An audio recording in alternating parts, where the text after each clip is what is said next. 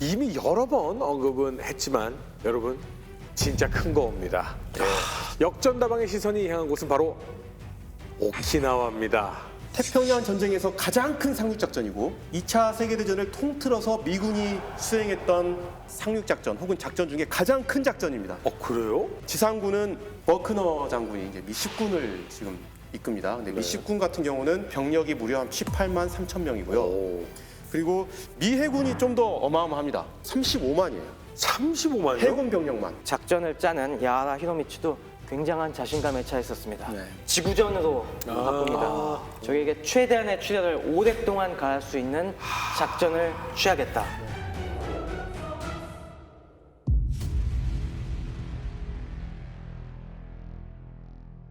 최근에 어떤 분이 이런 질문하시더라고요. 역전다방이 뭐예요? 그렇게 물어보는 거예요. 그래서 모르시는 분들이 아직 많구나. 역사와 전쟁을 다방면으로 풀어보는 곳이다. 이렇게 말씀을 드렸습니다. 저희 역전다방에서 이 태평양 전쟁에서 왜 오키나와 전투가 중요했는지 이 개념부터 알면 이해가 좀 쉬워질 것 같습니다. 심소령님, 폭탄 발언 준비했다. 폭탄 발언은 아닌데 네네. 폭탄하고 관계가 있습니다. 오, 핵폭탄입니다.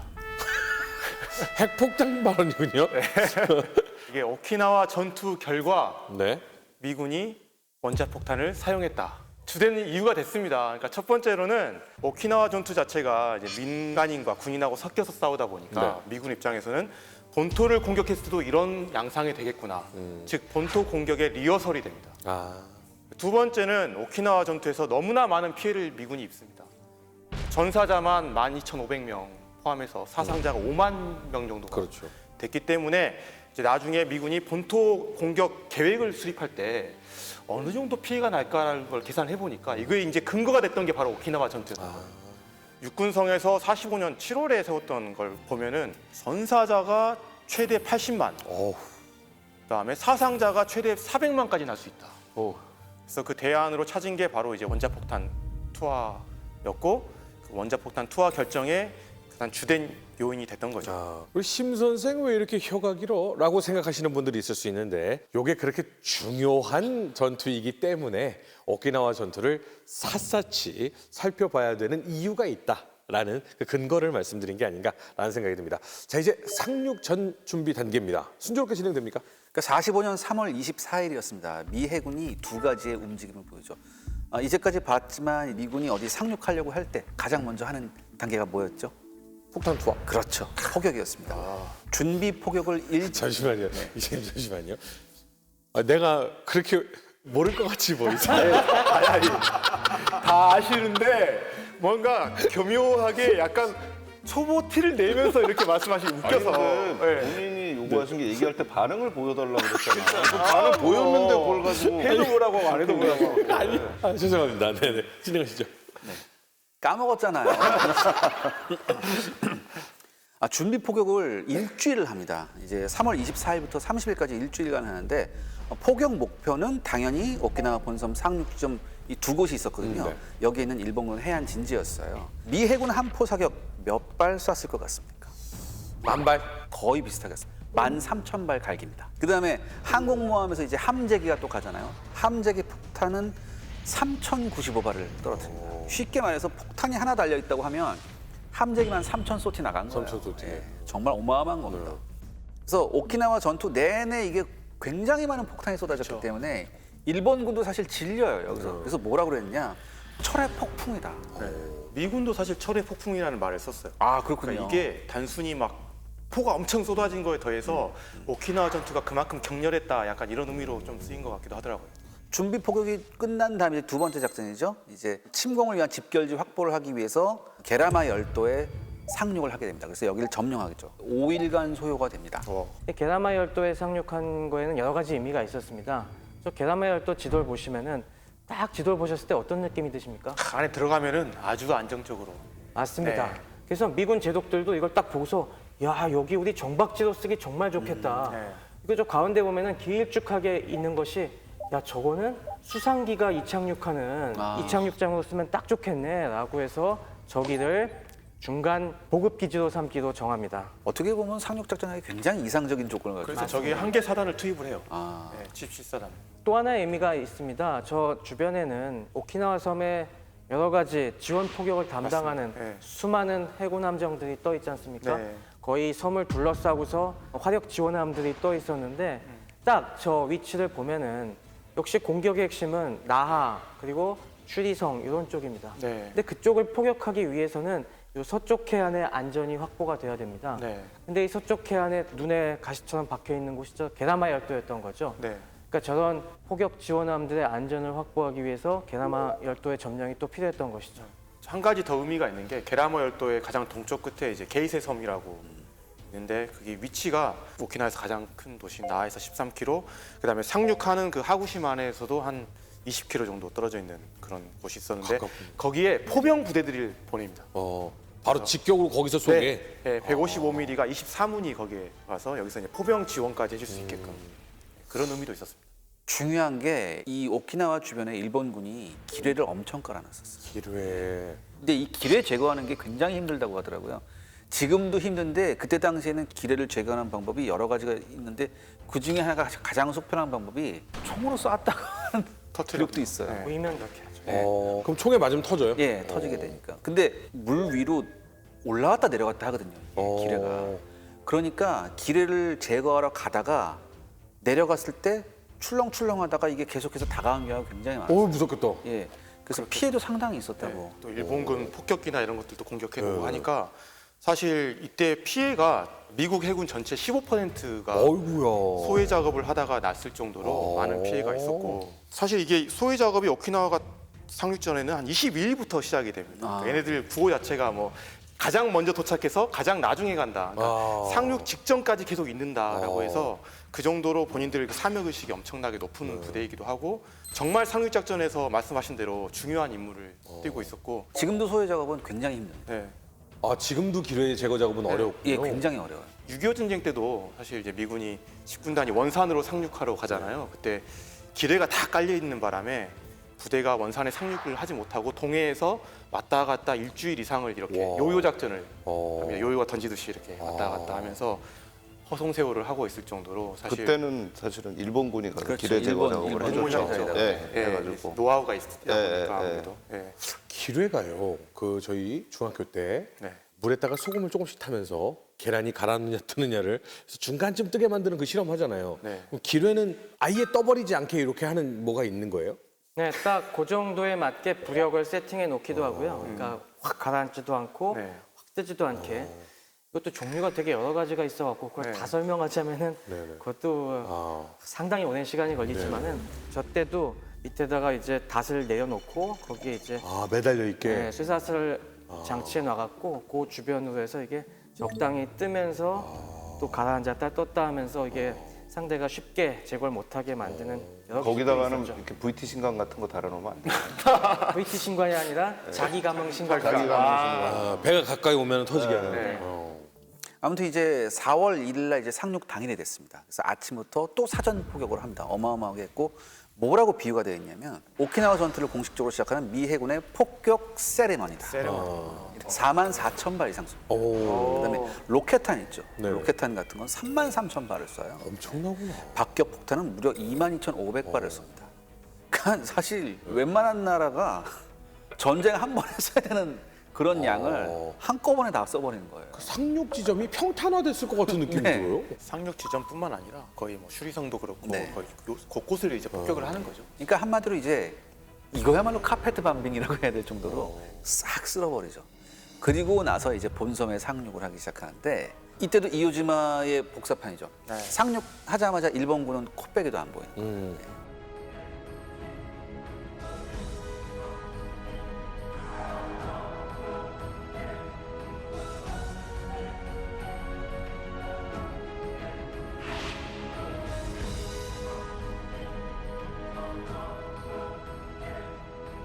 지금 보면 탱크가 지금 떠서 가는 느낌이거든요. 저게 뭐예요? 수륙 양용 전차예요? 네, 수륙 양념 전차. 그 전차 얘기가 나왔으니까 제가 재밌는 얘기 하나 드릴게요. 이때 미 해병대가 썼던 전차가 M4A2도 있고 A3도 있어요. 근데 차이가 뭐냐? A2는 디젤이에요.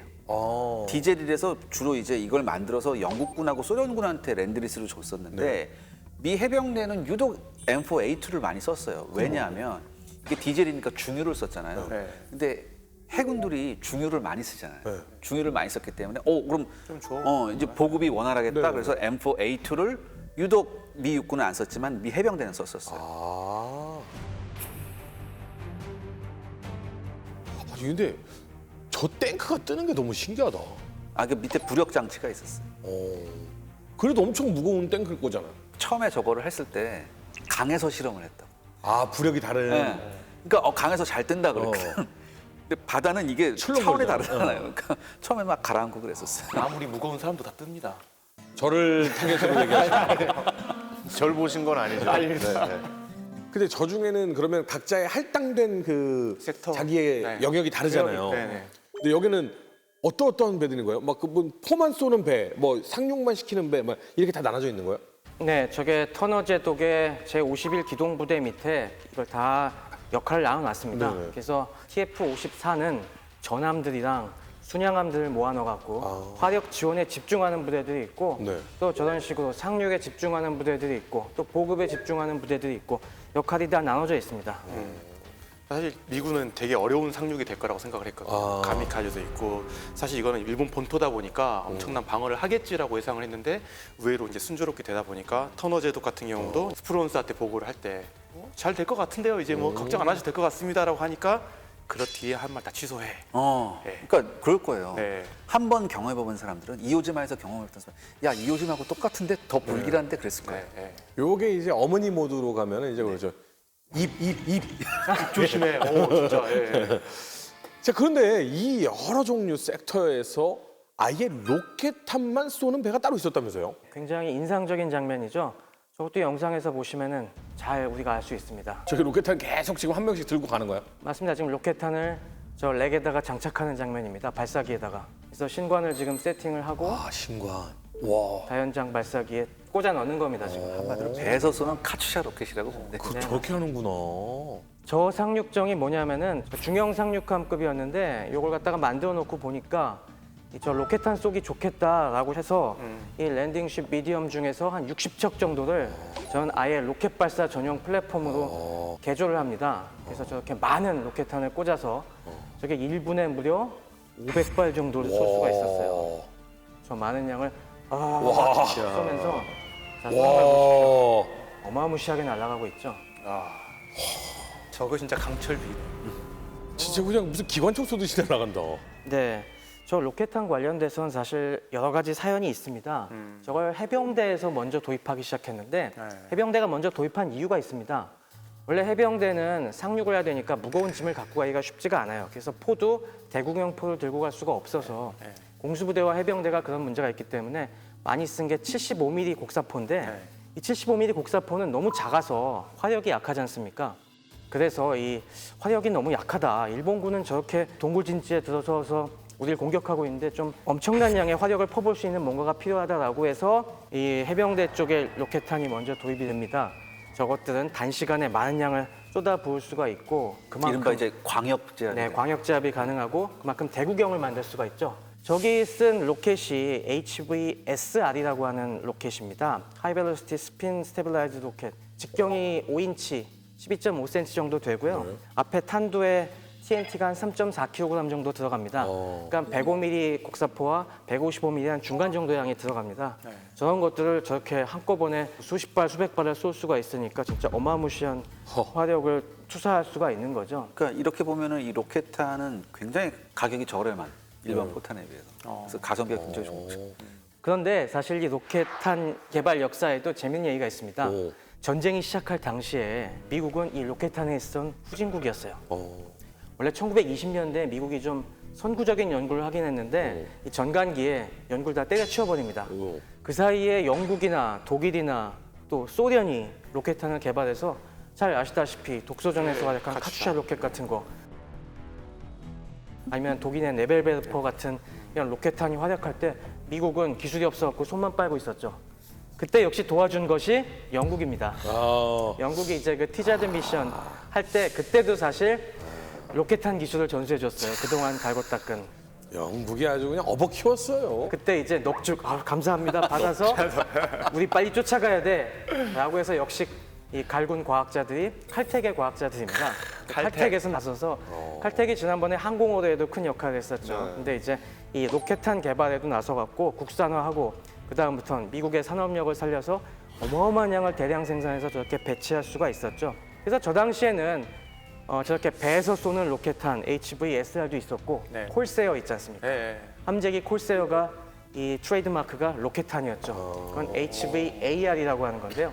거기서도 이 로켓탄을 쏴서 함정들을 초토화시키는 그러니까 모습을 볼 수 역시 콜세어 날개에는 로켓탄이 쫙 달려 있어야 돼. 그래서 좀 멋있었어요. 그렇죠. 여기도 보시면은 항공기에 다는 것들은 요 로켓탄 끝에 날개가 있지 않습니까? 근데 저긴 날개가 없었죠.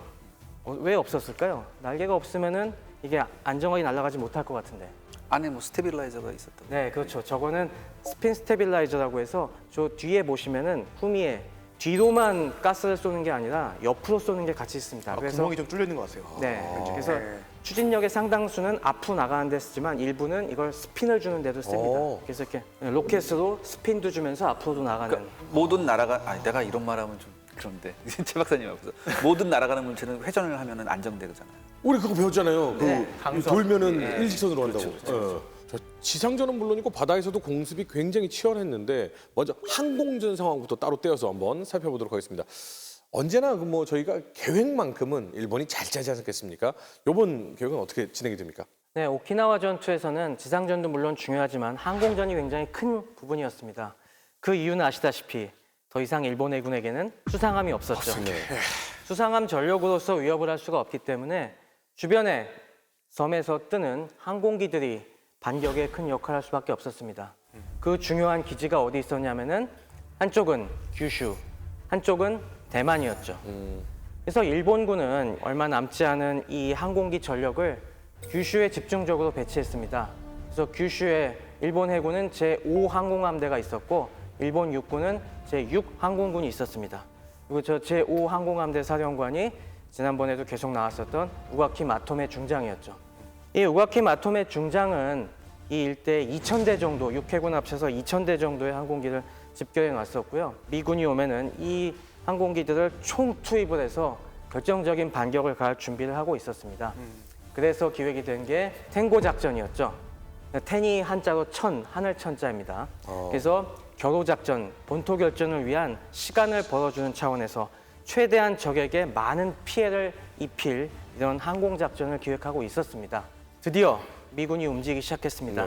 미 기동부대가 4월 1일 오키나와 상륙을 하기 전에 이 일본 본토라든가 주변 섬에 있는 여러 항공 기지들을 때리는 작업을 먼저 시작을 했습니다. 그래서 3월 18일쯤에 기동부대가 북상을 해서 규슈와 그리고 일본 해군의 주요 거점인 구레항에 대한 공격을 개시합니다. 원래 일본 이 수뇌부에서는 맞아 싸우지 말라는 방침을 내리고 있었습니다. 그 이유는 왜였냐면 필리핀 때도 한번 당한 적이 있었죠. 대만의 항공전을 기억하실 겁니다. T 공격 부대 같은. 그때도 일본 해군, 육군 항공기들이 대거 맞아 싸우러 나갔다가 큰 피해를 입었지 않습니까? 야, 우리가 이렇게 미리 힘 빼서는 안 되겠다. 상륙이 확실해지면은 그때까지는 전력을 보존해 놓고 있다가 그때 결정적으로 때리자라고 했었는데 이때 우가키 마토메 중장은 그래서야 되겠느냐. 적이 왔는데 그래서 견적 필전이라고 합니다. 적이 왔는데 맞아 싸워야지라고 해서 독단적으로 출격을 시킵니다. 그리고 사후에 승인을 요청을 하죠. 여기서 버릇이 또 나오네. 네. 이때 맞아 싸우면서 190대 이상의 항공기를 손실합니다. 하지만 이걸로 확실해진 거는 아 이제 진짜 오는구나. 이 징후가 확실해지면서 이때부터 자 테노 작전 준비 이 명령을 내리기 시작을 합니다. 그러면서 정상적으로 폭탄을 투하해서는 성공 확률이 낮기 때문에 지난번에 봤던 가미가제 공격, 특공 공격도 대거 준비하기 시작을 합니다. 그러면서 이 특공 작전에는 작전 이름까지 따로 붙입니다. 바로 기쿠스이 작전입니다. 기쿠스이 무슨 뜻이에요? 기쿠스이는 말 그대로 하면은 국수, 그러니까 국화할 때 국자고요. 물할 때 물자. 아, 국수 말고. 먹는 국수가 아니라 야, 난 설마 그걸 할 줄 몰랐네. 나 순간적으로 이어진 게 뭐냐면 국수가요. 어떤 의미를 우리한테는 어떤 의미냐면 오래오래 장수하라는 뜻이잖아요. 그래서 아무도 죽지 말고 살아남아라 막 이런 뜻인가 했더니 국수가 아니라. 나름 의미가 그 있다. 반대의 의미네요. 그러고 보면 그죠? 다 죽으라는 의미니까. 그리고 지금 보면요. 저 이렇게 국화 모양 있고 그 밑에 길수가 있는데 면발이 있어. 면발이 그래서 있어. 난 그래서 국화를 띄운 국수 이런 느낌인데 그게 아니라. 근데 하여튼 국수 면발이 아니라 물이고요. 물. 네. 그래서 물 위에 뜬 국화꽃 문장인데 저게 일본의 역사적인 중요한 인물 구스노키 마사시게의 깃발 문장입니다. 가문 문장. 그 지금 딱 저 느낌 보면 그 저희가 항상 보는 일본 전국 시대의 쇼군, 뭐 무장, 뭐 이런 느낌이거든요. 네. 저는 사실은 기쿠스이 이거를요 술에서 처음 봤어요.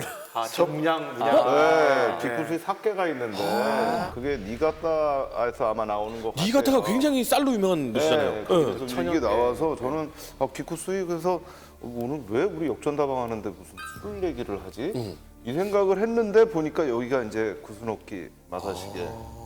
이게 사실 이 황도 정신의 아주 가장 대표적인 그런 어떤 일본의 무장이라고 할까요? 그러니까 특히 이제 이게 막부 시대라는 거는 일본 왕의 권력이 줄어들고 네. 우리가 쇼군이라고 하는 이 무사들이 이제 완전히 이제 대리 통치를 하는 거죠. 그러면서 이제 다이묘들이 있고 막 이런 시대. 근데 그게 이제 시작된 게 가마쿠라 막부라고 할 수가 있어요. 그리고 그게 일본에서의 이제 전형적인 중세 모습이 나타나는 시대입니다. 그래서 이제 일본 왕은 권력이 줄어들고 그거를 막부가 쇼군이라고 하는 사람이 이제 해가지고서는 이제 하는 건데 14세기 한 200년 정도 막부를 지나다가 고다이고라고 하는 일본 왕 고다이고 덴노라고 하죠. 이제 이 사람이 야, 안 되겠다. 우리 막부를 우리 내리고 다시 한번 일본 왕 가문의 영광을 찾아야 되겠다. 네. 해가지고 자기가 가까운 이제 다이묘들한테 보내는 거예요. 이제 편지를 보내가지고 야 우리 과거의 영광을 한번 찾아보자. 그때 최고의 무장이 바로 구스노키 마사시게입니다. 그리고 이 구스노키 마사시게의 문장이 이제 바로 술에서 제가 처음 발견했던 기쿠스이라고 하는 거죠. 이제 결국은 그 당시에 고다이고 덴노를 위해서 굉장히 뭐 많은 활약을 합니다. 네, 네. 뭐 그 당시 무슨 뭐 전설도 많이 나왔다 그래요.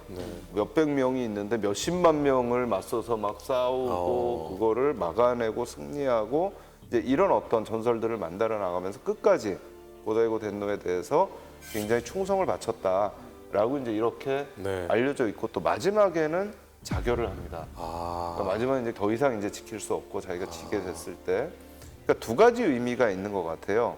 우리가 이제 구스노키 마사시게를 나중에 가면 이제 다이난공이라고 부르게 되는데, 다이난. 예, 첫 번째는 일본의 왕에 대한 무한한 충성. 그러니까 그게 이제 이게 사실인지 모르겠지만 내려오는 얘기가 마지막에 이제 그 얘기를 했다는 거죠. 너 다시 태어나면 어떻게 할래? 그럼 나는 7번을 죽었다가 다시 태어나도 덴노를 위해서 싸우겠다라고 얘기를 했다는 거예요. 우리나라로 치면 막 정몽주 같은 그런. 네. 네, 정몽주는 이제 싸우는 사람은 아니니까. 아 근데 뭐 충신의. 네. 충신해요. 예. 네. 그러니까 이게 첫 번째의 상징성은 일본 왕에 대해서 우리가 이거를 지켜나가겠다. 근데 어떻게 보면 이건 굉장히 중앙 집권의 문제입니다. 그러니까 네. 이게 조선 시대 때도 그래요. 네. 왕을 중심으로 가느냐 아니면 신하를 중심으로 가느냐에 따라서 이게 소론이냐 노론이냐가 갈리거든요. 네. 왕을 중심으로 가는 세력들은 굉장히 중앙 집권적인 거고, 그다음에 노론 같은 사람들은 사실은 이제 신권들을 굉장히 강화하고, 이게 이제 영화 사도 같은 데 보면 나오는 건데 여기서는 이제 왕권을 중심으로 가자라고 하는 첫 번째 상징성.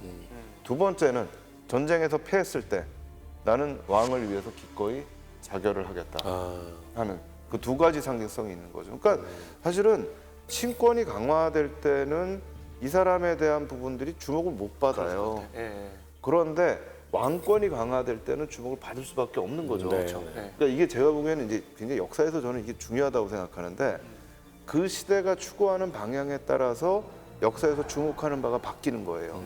굉장히 재밌게 보는 게 뭐냐면 조선 시대 때는요, 한국 민족의 탄생을 기자조선에서 봅니다. 조선 시대 추구하는 건 제일 중요한 게 유교 성리학이에요. 네. 그러니까 유교 성리학의 성인으로부터 이 사람들은 보는 거고, 유교 성리학이 끝나고 한민족이라고는 민족주의 관점에서 볼 때 이제 기자조선 얘기를 안 하고 이제 단군조선 얘기를 하는 거죠. 그렇죠. 똑같이 구스노키 마사시게는 막부 시대에는 이 사람은 주목받을 수 없는 사람이야. 막부를 깨고 일왕을 세우려고 했으니까요. 근데 메이지 시대가 되니까 이 사람이 필요한 거예요. 이제 재등장을 하게 그렇죠. 되는 어느 나라나 마찬가지인 것 네. 같아요. 그러면서 그 상징 자체가 사실은 태평양 전쟁 시기 말기에 가면 너무나 중요한 상징이 되는 거죠.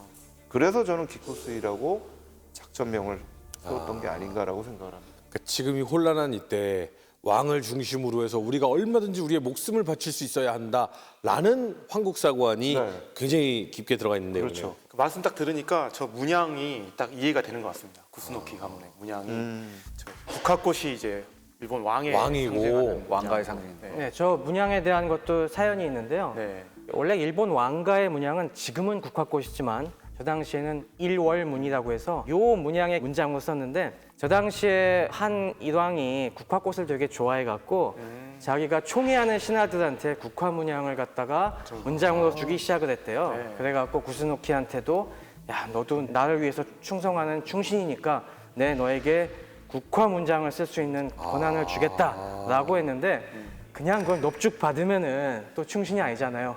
이렇게. 제가 그걸 받을 자격이 있겠습니까? 하면서 전하 저는 그걸 그대로 못 쓰겠습니다 해서 저는 대신에 거기에 전하 끝까지 보필한다는 의미로 거기 물을 동동 띄우는 저는 그 역할을 하겠습니다. 그래서 물을 덧붙였다고 해요. 국가 한 개는 너무 과분합니다. 네. 반 개만 쓰겠습니다. 이거. 그래서 저 기쿠스의 문장이 만들어졌다고 합니다. 그 사연까지도 있으니까 이걸 잘하네요, 예, 진짜. 예. 충신으로 포장하기가 정말 좋은 야. 요소들이 섞여 있는 거죠. 우리 원장님께서는 사케에서 처음 보셨다고 했는데 저는 처음 본 게 일본의 여러 가지 만화라든가 역사책들을 보면은 저는 이상하게 다인한공이라는 사람이 계속 등장하는 겁니다. 그냥 거기 무슨 멘트 나오면은 우리 다인한공을 본받아서 뭘 해야 된다.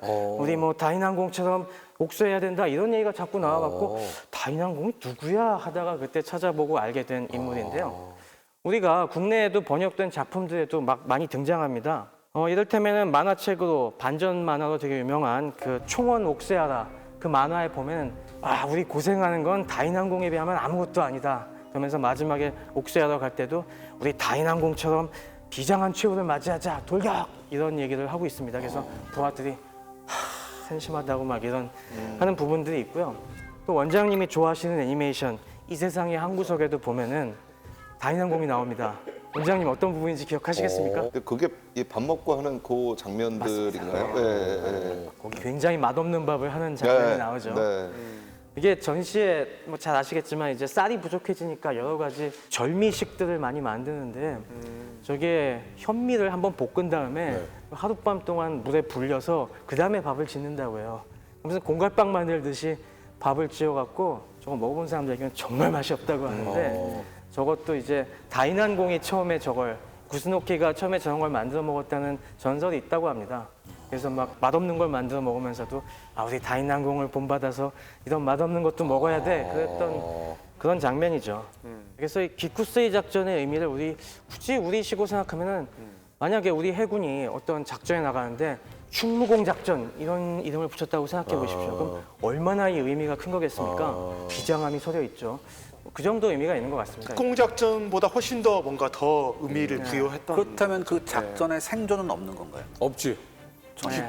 왜냐면 다이공은 살아남지 않으셨어. 한국 사관이 뭡니까? 네. 제국이 무너지면은 다 끝이죠. 죽는 거죠. 덴노가 사라지면은 아무것도 의미가 없는 세상이니.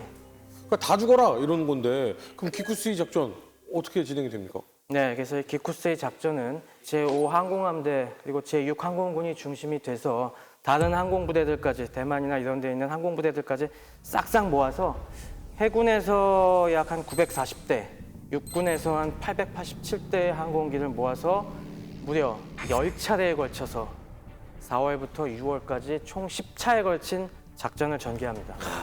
10차례.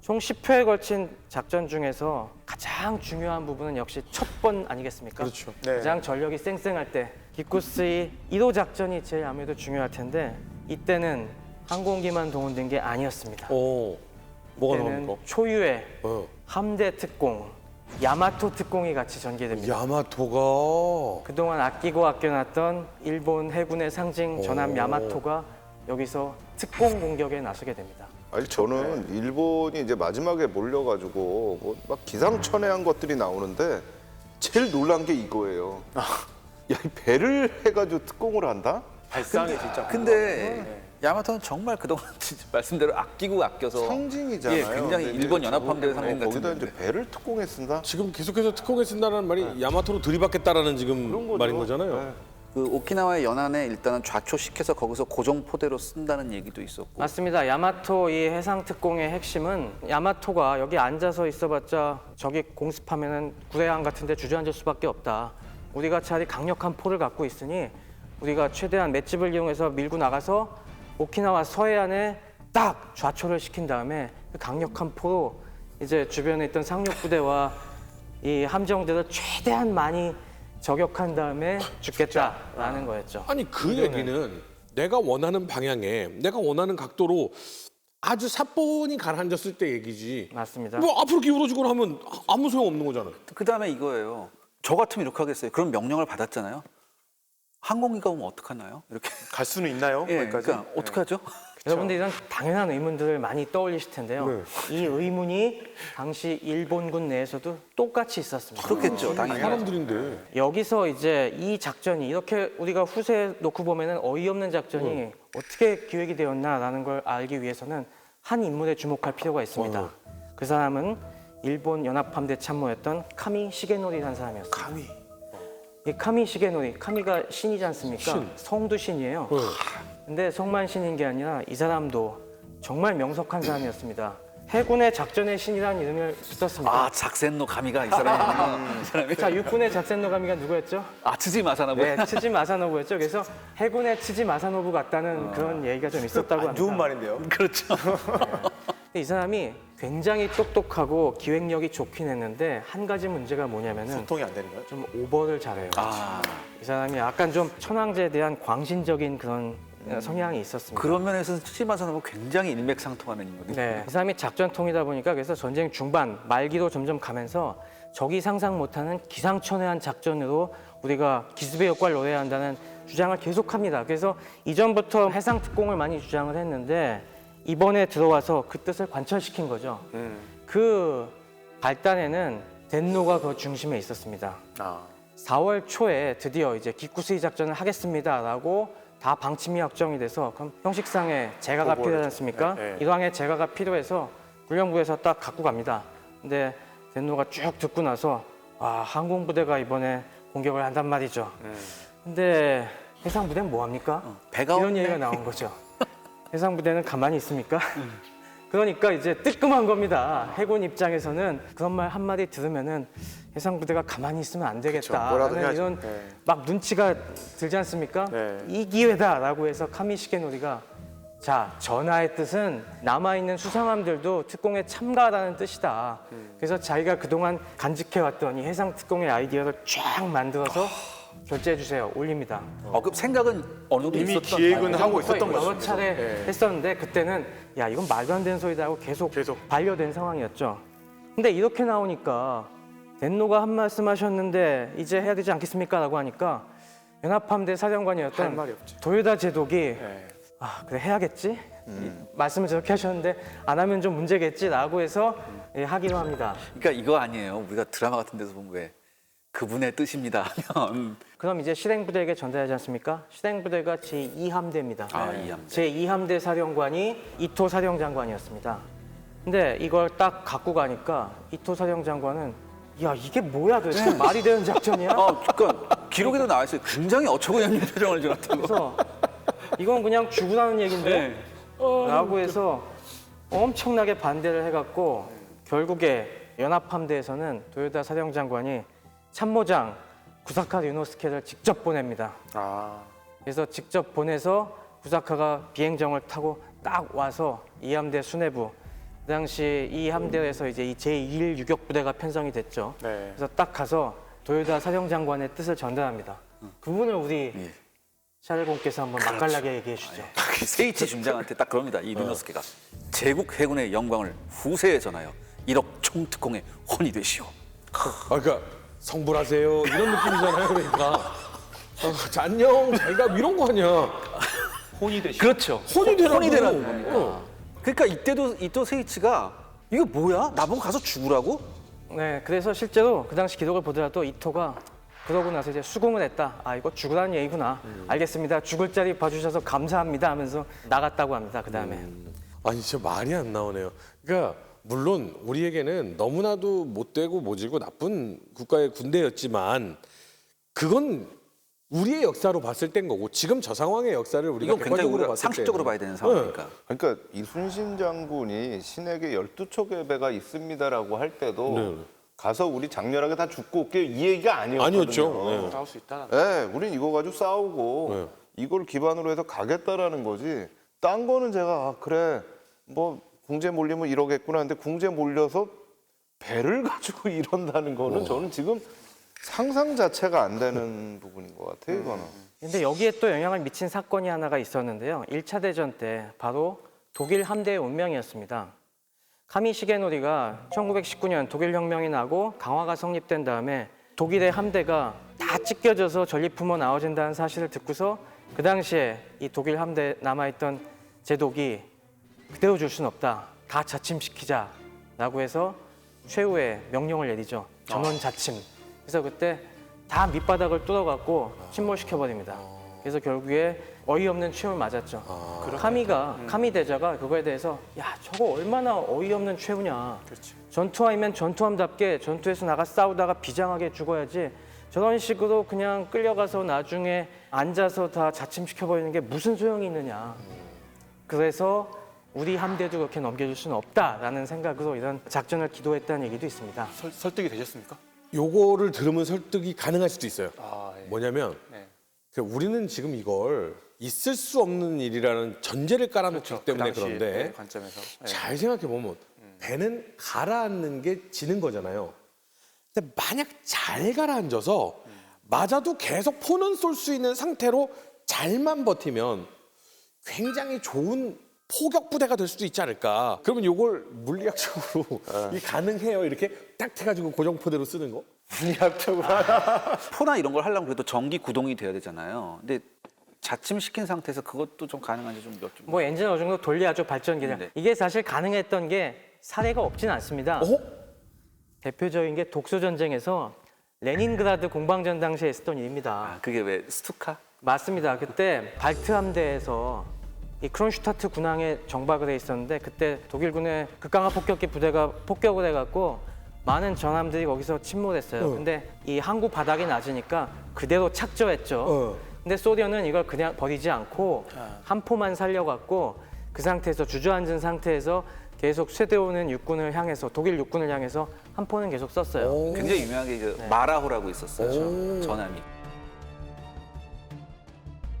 자 그러면 어쨌든 모든 그 위시풀 싱킹을 동원해서 뭐 그래 그럴 수 있어. 자 육군은 반응이 어땠습니까? 그러니까 되게 어이없을 것 같은데 육군 입장에서는. 오키나와에 주둔하고 이제 32군 사령부에도 이 소식이 들려왔습니다. 아, 너네를 구원하기 위해서 우리가 기쿠스이 작전을 이제 발동을 했어. 아, 감사합니다.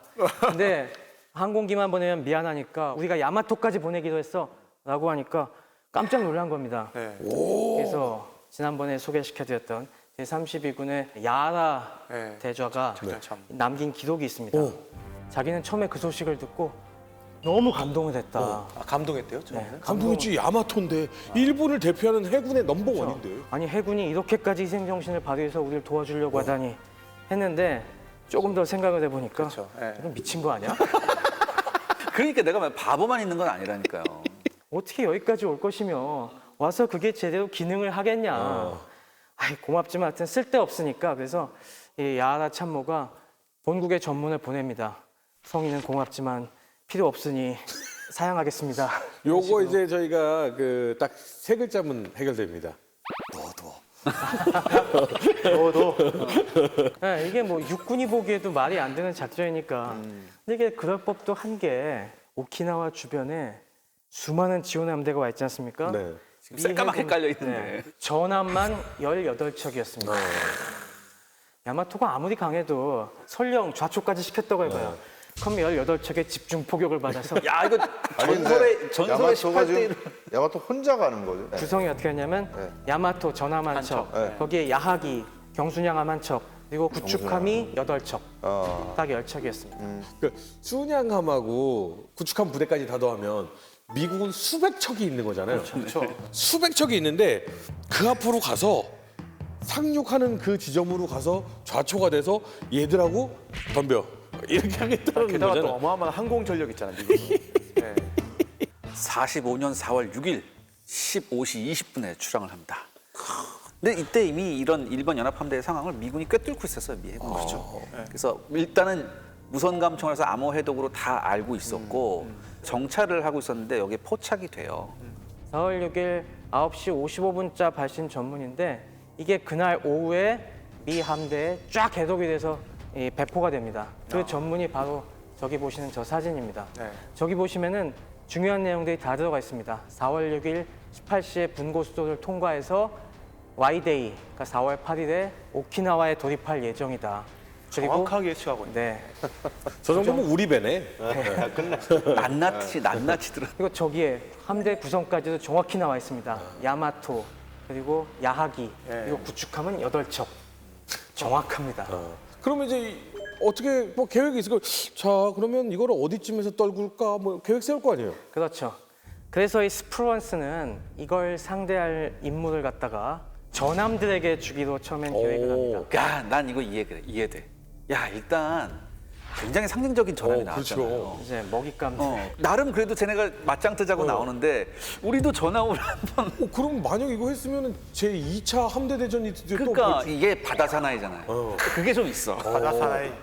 그렇습니다. 그래서 원래 이 제5함대의 컨틴전시 플랜이죠. 만약에 일본 해군이 이런 식으로 함대로 공격해 올 때는 이 임무는 화력 지원을 맡고 있던 TF-54가 맡는다. 이게 몰턴 데이오 지독이 맡고 있던 이 TF-54에게 주고, 근데 이 TF-54는 주로 포격 지원 임무였기 때문에 주로 구식 전함들 위주로 있었어요. 그래서 구식 전함 10척이 중심이 된 이 함대였는데, 그러면서 역시 컨틴전시 플랜을 딱 발동합니다. 자, 마음의 각오는 돼 있겠지? 데이오 제독, 자 한번 나가 보세요. 그래서 데이오 제독은 전함 6척을 중심으로 한 이제 딱 대응 부대를 꾸려갖고 드디어 출전이다! 라고 부대들에게 알립니다. 나 이거 마음에 들어. 굉장히 대구경 함포들의 전쟁이 다시 굉장히 시작된다. 마음에 들어. 네, 그래서 스프런스는 그런 얘기까지 합니다. 야마토가 뜨지만은 야 봤지? 순양함 한 척이랑 구축함 10척밖에 없어. 그래서 여기 전문에 유명한 말을 같이 써붙입니다. It's fair game for TF-54. fair game, 공정한 게임이다. 야마토가 슈퍼 전함이라고 하지만은 한 척밖에 없다. 너네 몇 척? 10척. 게임 아니잖아요. 하지 않은데. 뭐 구식이지만 괜찮지? 네, 나가 싸울 수 있지라고 하면서 딱 먹잇감으로 던져줍니다. 근데 최 박사님 여기서 누군가 초를 친다면서요? 맞습니다. 하지만 이걸 고지고대로 보고 있지 못하는 한 인물이 그렇죠. 있었습니다. 왜? 누가 뭐요? 바로 그게 유명한 마크 미처 제독이었습니다. 미쳤어요? 왜? 아니 이걸 왜? 아니 물론 공정한 게임이잖아요. 전함 한 대와 순양함 한 대와 구축함 8대. 전함 10대. 10대씩 비슷하거든. 이 마크 미처 제독은 항모 기동부대 핵심 제58 기동부대 사령관이었죠. 네. 이 마크 미처 제독은 이거에 대해서 가만히 있질 못합니다. 뭐? 이 좋은 먹잇감을 저 수상함대한테 준다고? 그게 말이 돼? 이 58 기동부대 사령관 마크 미처 제독은 나름 중요한 사연들이 있습니다. 이 사람은 전형적인 해군 항공병과에서 쭉 커온 인물이에요. 그리고 미드웨이 예전 때도 항모 호넷의 함장이었고 전쟁 초반부터 항모부대에 이끌면서 항모와 함재기들의 효용성을 설파하기 위해서 일생을 바쳐온 사람입니다. 육군 항공 마피아가 있다면 여긴 해군 항공 마피아구나. 이런 거야. 야, 미드웨이부터 여기까지 올 때 누가요? 전함으로 왔어? 그렇지. 항공모로 왔어. 항공모하며. 마지막 영광을 너가 가져갈 거야? 그러니까 이래. 우리 세계 최고의 우리 해군 항공 조종사들이 이 영광을 맡을 거야. 그렇죠. 그러다 보니까 저쪽에 넘겨주는 걸 도저히 못 참고 우리가 처치하겠다는 마음을 딱 갖게 됩니다. 그리고서 이 4월 6일 날 밤에 야마토가 이쪽으로 쭉 출격해서 오고 있는 도중에 스프런스한테는 알리지도 않고 뭐요? 스프런스한테는 알리지 않습니다. 이거에 대해서 알리지 않고 휘하 지휘관들에게 내일 아침에 중요한 출격이 있으니까 함대 공격용 무장을 준비하고 있어라. 오늘 밤에. 이렇게 명령을 내립니다. 어머니가 이름을 잘 지으셨네. 아닌데 미처는 성이에요. 이름이 아니고. 아, 그러면 네. 대대손손 이름을 이걸 준비했었네. 그렇죠. 네. 근데 너무 신기한 게 저는 물론 너무 맞는 말이잖아요. 야마토를 상대할 때 전함 열척으로 가서 싸우는 것보다 비행기로 떨구면 훨씬 더 쉽게 떨굴 수 있겠다는 생각을 하는데 스프론서를 어떻게 설득했지라고 했는데 그냥 명령불복종이었어. 네, 그리고 심지어 사실 이런 해군 항공 쪽과 그리고 해군 수상함대 항해 쪽과의 알력은 잘 알고 있었어요, 윗사람들도. 그래서 사실은 이때 그 안전장치로 마련해 놓은 게 뭐냐면은 함대 사령관이 항공병과 출신이면은 항해병과 참모장을 붙여놓습니다. 반대로 항해병과 지휘관이면은 사령관이면은 밑에 항공병과 참모를 붙여놓습니다. 그래서 58기동 부대도 참모장은 유명한 사람이 참모장으로 가 있었어요. 누구요? 나중에 유명해지는 알레이 버크가 있습니다. 알레이버크. 알레이 버크는 여기서 설명할 건 아니지만 이 2차 대전 뒤에 진짜 어마어마한 인물로 성장을 하죠. 그래서 알레이 버크도 원래는 이런 걸 좀 견제하라고 했었는데 미처 제독이 강력한 뜻을 보이니까 이해가 되거든요. 그래서 알레이 버크도 그냥 수긍을 하고 준비를 합니다. 이중첩자가 돼버렸네. 아니 거기 원래는 이 상황이면 저기 스프라만사 대장님 이렇게 해야 되는데. 맞아요. 그런데 그냥 같이 준비를 하고 맙니다. 그 다음날 아침이 돼서 네. 8시 15분에 에식스에서 뜬 헬켓이 제1유격부대를 발견을 합니다. 그러면서 적함 발견 드디어 보고를 합니다. 그러고 나서 미처가 9시 7분에 함재기들을 발진시키기 시작을 합니다. 그러고 나서 15분에 그때 스프런스한테 전문을 때립니다. 뭐라고? 알레이버크 시켜서 전문 때. 뭐라고? 전문을 발견했다. 딱 이겁니다. Will you take them or should I? 당신이 처리하겠습니까? 아니면 내가 처리할까요? 나 지금 여기 보여. 지금 나 지금 겨누고 있거든. 내가 할까 당신이 할래 이렇게. 맞아요. 이미 함재기들한테는 그 전에 출격 명령 다 내려서 10시부터 다 뜬다라고 얘기를 명령을 다 내놓은 상태에서 마지막으로 진짜 뜨기 전에 내가 이만큼까지 해놨는데 뭐 나한테 맡길 거요? 당신이 할 거요? 자, 그럼 시간 겁니다. 자, 허준 씨가 스프런스에 뭐라고 대답할 거예요?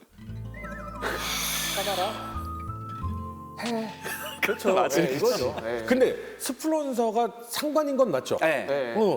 근데 이게 여기도 좀 에피소드가 있는 게 뭐냐면 원래는 이제 스프런스한테 전문을 보낼 때 미처가 알레이버크를 시켜요. 네. 그래서 알레이버크가 뭐라고 시켰냐면 원래 미처가 하고 싶은 얘기는 이거였어요. 특별한 지시사항이 없는 한 정오에 일본 함대에 공습을 가기로 한다. 좀 길었어요. 근데 알레이버크는 이게 마음에 안 들었어요. 원래 알레이버크는 충분히 미처의 마음을 알고 있었거든요. 그래서 굉장히 짧게 하는 거예요. Will you take them or shall I? 이렇게 하는 거예요. 요 말이 아니라 사실 미처는 조금 길게 구구절절하게 얘기했는데 그는 알레이버크는 남자답지 않아. 그러면서 재밌다. 사실 그렇죠. 이거 임무용 지휘잖아요. 그렇죠. 사실 뭐 전형적인. 재밌어. 그래서 9시 반에 드디어 스프런스도 회신합니다. You take them. 네가 처리해.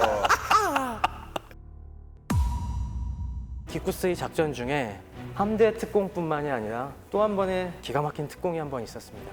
진짜 참 그리고 말도 안 되는 자살폭탄 테러예요? 사람을 야, 이건 뭐 너무 심한데? 이때부터 악전 고투가 정말 시작이 됩니다. 특히 카카스 등선 이때는 정말 어려운 싸움이 이루어지게 됐고요. 그러다 보니까 능선을 반드시 장악을 해야만 내려갈 수 있는 그런. 사실 레이더 기술 중에서 가장 어려운 게 대포병 레이더입니다. 그래요? 그 원리를 한번 설명드리도록 하겠습니다. 네. 정말 진짜 이런 거를 현역 군인들이 좀 봤으면 좋겠습니다. 진짜 이렇게 쉽게 이해할 기회가 어디에도 없어요.